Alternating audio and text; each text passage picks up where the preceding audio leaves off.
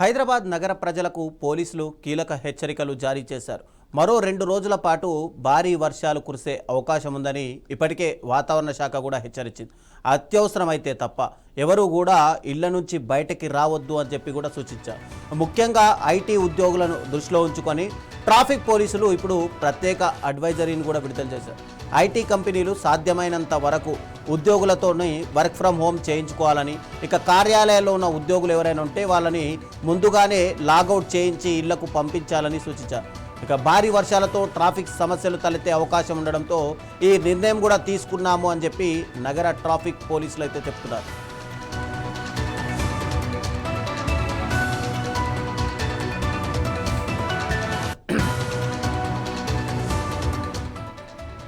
ఇక భారీ వర్షాల నేపథ్యంలో ప్రజలు అప్రమత్తంగా ఉండాలని జీహెచ్ఎంసీ హైదరాబాద్ పోలీసులు కూడా విజ్ఞప్తి చేస్తున్నారు. ఇక అత్యవసర పరిస్థితులు లేదా ట్రాఫిక్ సంబంధించిన సహాయం కనుక ఎవరికైనా అవసరమైతే వెంటనే డయల్ 100కు ఫోన్ చేయాలని చెప్పి సూచిస్తున్నారు. అలాగే నగర ట్రాఫిక్ పోలీసులు సోషల్ మీడియా, ఇతర అధికారిక వేదికల ద్వారా ఎప్పటికప్పుడు కూడా విడుదల చేసే ఏవైతే ట్రాఫిక్ అడ్వైజరీలు ఉంటాయో వాటిని ప్రజలు కూడా తప్పకుండా చూస్తుండాలి, వాటిని ఎప్పటికప్పుడు పాటించాలని కూడా కోరుతున్నారు. ఇక నీట మునిగినటువంటి రహదారులు కానీ, లోతట్టు ప్రాంతాలు, ట్రాఫిక్ రద్దీ ఉన్న మార్గాలను వీలైనంత వరకు వాటి గుండా వెళ్లకుండా సురక్షితంగా గమ్యస్థానాలకు చేరుకోవాలని చెప్పి ప్రజలకు సూచనలు అయితే జారీ చేస్తున్నారు.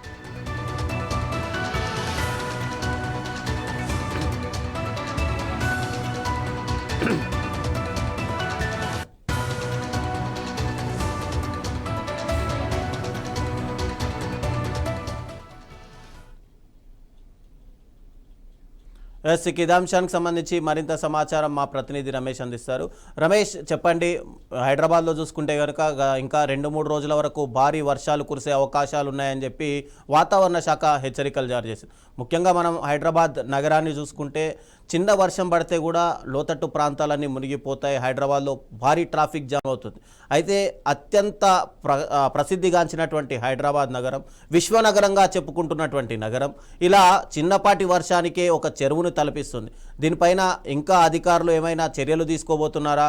ట్రాఫిక్కి హైడ్రా ఏర్పాటు చేశాం, జిహెచ్ఎంసీ ఏర్పాటు చేశాం, ఇవన్నీ కూడా కలిసికట్టుగా పనిచేస్తాయని చెప్పినా కూడా ప్రతి వర్షాకాలంలో ఇలాంటి సిచ్యువేషనే కనిపిస్తుంది. అధికారులు ఏం చెప్తున్నారు దీనిపైన? ఏదైతే నిన్నటి నుంచి కూడా వర్షాలు సిటీ నగర వ్యాప్తంగా కూడా కురుస్తున్నాయి రవిచంద్ర.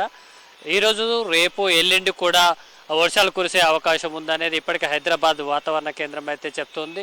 ఇందుకు సంబంధించి గతంలో ఏదైతే లింక్ చెరువుల సిస్టమ్ ఉండేది, లింక్ సిస్టమ్ చెరువులు ఉండేటివి, ఇవన్నీ కూడా ఏదైతే హైదరాబాద్ విస్తరిస్తున్న పరిస్థితులలో లింకు సిస్టమ్ అనేది మాయమైనటువంటి పరిస్థితి ఉంది. గతంలో 1200కు పైగా కూడా చెరువులు ఉన్నట్టు జిహెచ్ఎంసీ ఒక డాటాను విడుదల చేయడం జరిగింది. ఏదైతే నిజాం కాలం నుంచి నిర్మితమైనటువంటి నగరంలో 1200 చెరువులకు పైగా నిర్మితమైనప్పటికీ సుమారు 800 వరకు కూడా పేపర్ మీద గుర్తించినటువంటి అధికారులు ప్రస్తుతం 300 నుంచి 400 మాత్రమే ఫిజికల్గా కనిపించేటువంటి పరిస్థితులు ఉన్నాయని కూడా ఒక విమర్శ కూడా ఉంది. సో ఈ వరదలకు సంబంధించి ముఖ్యంగా ప్రతి సీజన్లో వర్షాకాలం వచ్చినప్పుడు ఏదైతే లింక్ సిస్టాలు చెరువుల మధ్యలో ఉన్నటువంటి లింక్ కెనాల్స్ ఏవైతే ఉంటాయో ఇవన్నీ కూడా మాయమైన పరిస్థితులలో వాటికి వాటర్ ఎక్కడ ఫ్లోట్ ఎక్కడ పోవాలో తెలియక రోడ్ల మీదకి, అట్లాగే వీధులకి, ఇళ్లకి కూడా వచ్చేటువంటి పరిస్థితులు ఏర్పడ్డాయి. ప్రతి సంవత్సరం కూడా మాన్సూన్ ఎమర్జెన్సీ టీంలు ఉన్నప్పటికీ కూడా అనేక లోతట్టు ప్రాంతాలు కూడా మునిగిపోతున్నటువంటి పరిస్థితి, ప్రజలు కూడా అనేక రకాల ఇబ్బందులు పడుతున్నటువంటి పరిస్థితి. గతంలో దాదాపు 2 ఏళ్ల క్రితం కూడా కురిసిన వర్షాల నేపథ్యంలో అప్పటి ప్రభుత్వం మునిగిపోయిన వారికి కుటుంబానికి 10,000 చొప్పున కూడా ఇచ్చినటువంటి పరిస్థితులు ఉన్నాయి. కానీ ఏదైతే శాశ్వత పరిష్కారం దిశగా కూడా ఈ నగరాన్ని నిర్మించాల్సినటువంటి అవసరాన్ని కూడా సూచిస్తుంది. అట్లాగే వరద కాలువల్లో కొట్టుకుపోయి, స్టామ్ వాటర్లో కొట్టుకుపోయినటువంటి పరిస్థితులు 50-60 కిలోమీటర్లు కొట్టుకుపోయి 2-3 రోజుల వరకు కూడా చనిపోయిన కొట్టుకుపోయిన వ్యక్తుల ఆచూకీ కూడా లభించినటువంటి పరిస్థితి ఉంది. అయితే ఈరోజు నిన్న కురిసినటువంటి వర్షాలు సుమారు 3 సెంటీమీటర్లకు ఎక్కువగా కూడా నగరంలో అనేక ప్రాంతాల్లో నమోదైనటువంటి పరిస్థితి ఉంది. సిటీలో ఉన్నటువంటి భూమి ఏదైతే ఉందో కేవలం 2 సెంటీమీటర్ల వర్షాన్ని తట్టుకునే శక్తి మాత్రమే ఉంది. దానికి 2 కంటే ఎక్కువ సెంటీమీటర్ల వర్షం కురిస్తే కనుక భూమిలో ఇంకే పరిస్థితి లేదు. కాబట్టి 3 సెంటీమీటర్లు ఆ పైన పడితే కనుక మనకు రోడ్ల మీద ఎక్కడికక్కడ ట్రాఫిక్ జామ్కు సంబంధించి వరద నీరు కూడా నిలిచిపోయినటువంటి పరిస్థితి ఉంది. ఇందుకు సంబంధించి కేవలం ఔటర్ రింగ్ రోడ్డు పరిధిలోనే 300లకు పైగా కూడా డిఆర్ఎఫ్ టీంలను కూడా ఏర్పాటు చేశారు. మరోవైపు జిహెచ్ఎంసీ, సిఎంసీ, ఎంఎంసీ వంటి కార్పొరేషన్లతో ట్రాఫిక్ పోలీసులు, ఎలక్ట్రిసిటీ డిపార్ట్మెంట్ వాళ్ళు, అట్లాగే సివిల్ పోలీసులు కూడా సమన్వయం చేసుకుంటూ పనిచేస్తున్నటువంటి పరిస్థితి ఉంది. ఏదైతే టెంపరీ చర్యల దిశగా అంటే వాటర్ స్టాకింగ్ పాయింట్లను తొలగించడం, ట్రాఫిక్ క్లియర్ చేయడం వంటి చర్యలపై కూడా ప్రభుత్వం ఫోకస్ చేస్తుంది తప్ప ఒక శాశ్వత పరిష్కారం దిశగా ముఖ్యంగా ఏదైతే బిల్డింగ్లు హైరైజ్ బిల్డింగ్లకు పర్మిషన్లు ఇవ్వడం కానీ రియల్ ఎస్టేట్ విస్తరిస్తున్న పరిస్థితులలో ఒక సిటీని గ్లోబల్ సిటీ అని చెప్తున్న పరిస్థితులలో ఈ వర్షాకాలం వచ్చిందంటే మాత్రం ట్రాఫిక్లో ఒక్కో రోజు కూడా పోతున్నటువంటి పరిస్థితి ఉంది. ఇది ఏదైతే గ్లోబల్ సిటీకి ఐటీ కంపెనీలు వస్తున్నాయి, అనేక రకాలైనటువంటి ఫార్మా కంపెనీలు వస్తున్నాయి, సిటీ విస్తరిస్తున్న పరిస్థితులలో ఈ వర్షాకాలం వచ్చే సీజన్ అయితే ఖచ్చితంగా దీని ప్రత్యామ్నాయం ఆలోచించాల్సినటువంటి అవసరాన్ని గుర్తు చేస్తున్నాయి. నిన్న ఈరోజు కురిసిన వర్షాలకే ట్రాఫిక్ నిలిచిపోవడంతో పాటు ఇప్పటికే జంట జలాశయాలు ఇటు హిమాయత్ సాగర్ కానీ ఉస్మాన్ సాగర్ కూడా వాటికి భారీ స్థాయిలో నీళ్లు కూడా చేరుతున్నటువంటి పరిస్థితి ఉంది. హిమాయత్ సాగర్కు సుమారు 200 క్యూసెక్ల ఇన్ఫ్లో ఉన్నట్టుగా కూడా అధికారులు చెప్తున్నారు. ఇవాళ రేపు కూడా వాటిని 2 గేట్లు ఎత్తేటువంటి అవకాశం ఉన్నట్టుగా చెప్తున్నారు. ఇప్పటికే అందుకు సంబంధించి అధికారులు అయితే సిద్ధమవుతున్నారు. ఏదైతే లోతట్టు ప్రాంతాలు ఈ జలాశయాలకు సంబంధించి లోతట్టు ప్రాంతాల్లో ఉన్నటువంటి ప్రజలను అప్రమత్తం చేయడానికి కూడా అధికారులు సిద్ధమవుతున్నటువంటి పరిస్థితి ఉంది. రానున్న కాలంలో వర్షాలు మరింత కురిసేటువంటి అవకాశాలు ఉన్నాయని కూడా ఇప్పటికే హైదరాబాద్ వాతావరణ కేంద్రం చెప్పింది. మొన్న ఏదైతే ఫస్ట్ వర్షాలకే హైడ్రా పనితీరు చాలా ప్రశ్నార్థకంగా మారింది. ఇక నిన్న ఈరోజు కురిసిన వర్షాల్లో బాలకృష్ణయ్య అనే వ్యక్తి కొట్టుకుపోయి ఇప్పటికీ కూడా ఆచూకీ లభించిన పరిస్థితి ఉంది. వర్షాల తీవ్రత మరింత పెరిగితే మాత్రం ఇది ఇటు కార్పొరేషన్లకు కానీ ఇటు ప్రభుత్వానికి కూడా పెద్ద సవాల్గా మారేటువంటి అవకాశం ఉంది. ఇప్పటికైనా అన్ని శాఖల అధికారులు ఇటు జిహెచ్ఎంసీ, సిఎంసీ, ఎంఎంసీలతో పాటు డిఆర్ఎఫ్ బృందాలు, ఇతర ప్రభుత్వ విభాగాలు అయితే సమన్వయంతో పనిచేయాల్సినటువంటి అవసరం ఉంది.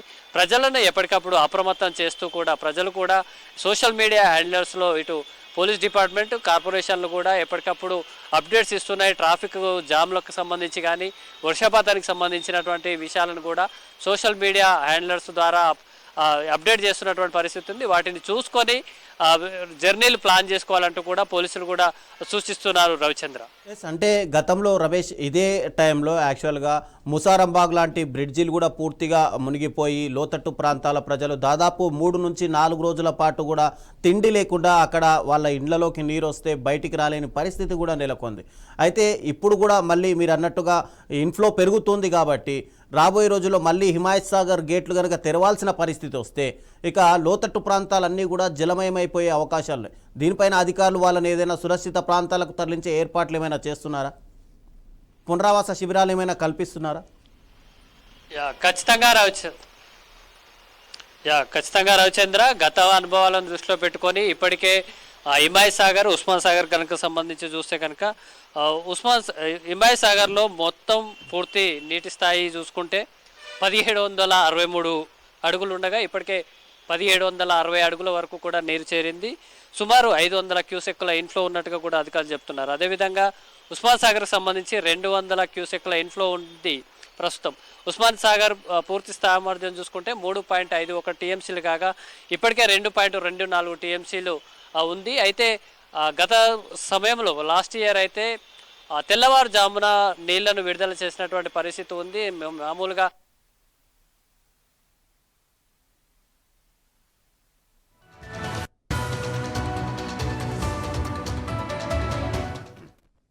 అందరూ మెలకువగా ఉండకపోవచ్చు కాబట్టి కొంత ఇబ్బందికర వాతావరణం అయితే కలుగుతుంది. ఇప్పటికే నీటి సామర్థ్యం పూర్తి స్థాయిలో చేరుకుంటున్న పరిస్థితులలో ఈరోజు రాత్రికి కానీ వేసుగానే ఆ గేట్లు తెరవాల్సి ఉంటుందనేది ఇప్పటికే అధికారులు అంచనా వేస్తున్నారు. ఏదైతే ఉస్మాన్ సాగర్ అట్లాగే హిమాయత్ సాగర్ సంబంధించి పరివాహక ప్రాంత ప్రజలను కానీ అట్లాగే లోతట్టు ప్రాంతాలకు సంబంధించి ప్రజలను అప్రమత్తం చేసేందుకైతే అధికారులు సిద్ధమవుతున్నారు. ముఖ్యంగా ఏదైతే పెరుగుతున్న సిటీకి సంబంధించి అధికారులు ఎప్పటికప్పుడు చర్యలు అయితే తీసుకుంటున్నారు. Thank you Ramesh.